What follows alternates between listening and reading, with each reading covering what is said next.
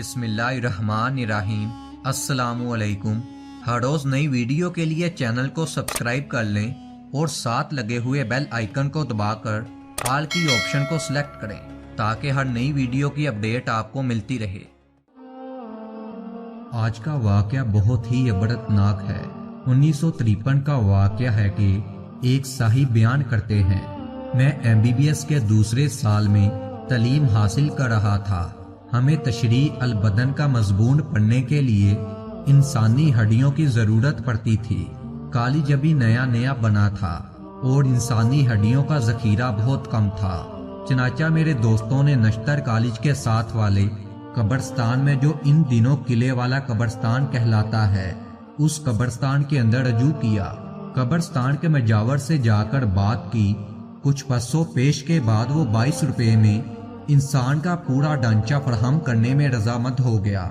لڑکے رات کو ایک بوری اور 22 روپے مجاور کو دے آتے اور اگلے روز ان کو پورا انسانی ڈھانچہ مل جاتا تھا۔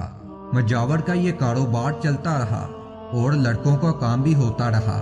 یہ صاحب کہتے ہیں کہ کچھ عرصہ گزرنے کے بعد مجھے انسانی کھوپڑی کی ضرورت پیش آئی۔